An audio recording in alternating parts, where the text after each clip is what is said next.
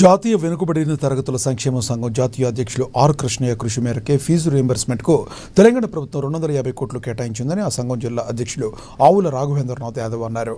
ఆయన పిలుపు మేరకు యావత్ తెలంగాణ రాష్ట్ర కళాశాల బంద్కు సంబంధించి నిధులు విడుదలయ్యిందని, అది కృష్ణయ్య విజయమేనని అన్నారు.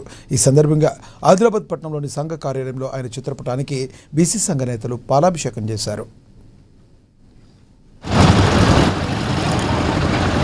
8 లక్షల మంది తెలంగాణ అంతటిలో విద్యార్థులు చదువుతున్న ఈ రోజుల్లో విద్యార్థులకు రావాల్సినటువంటి స్కాలర్షిప్లు రీఎంబర్స్మెంట్లు లేని కారణంగా ఈ పిల్లలకు భవిష్యత్తు అంధకారం అవుతున్నదనే విషయాన్ని దృష్టిలో పెట్టుకొని జాతీయ వెనుకబడిన తరగతుల సంక్షేమ సంఘం వ్యవస్థాపక అధ్యక్షులు ఎంపీ రాజ్యసభ సభ్యులు ఆర్ కృష్ణయ్య గారి పిలుపు మేరకు నేడు కాలేజీలు బాయ్కాట్ చేసి ఆర్డీఓ కలెక్టరేట్లను ముట్టడి చేసే కార్యక్రమం ఉండే, కానీ 2 స్టెప్పులు దిగొచ్చి ప్రభుత్వము 250 కోట్ల రూపాయలు కేటాయించినందున కారణంగా కార్యక్రమాన్ని మేము రద్దు చేసుకొని ఇవాళ ఆర్ కృష్ణయ్య గారి చిత్రపటానికి మేము పాలతో అభిషేకం చేసి వారికి కృతజ్ఞతలు తెలియజేస్తున్నాం.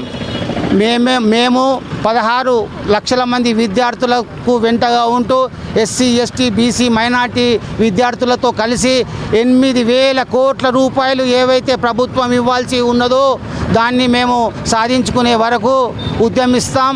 250 కోట్లు ఏ కోనకు పోతాయో తెలియదు.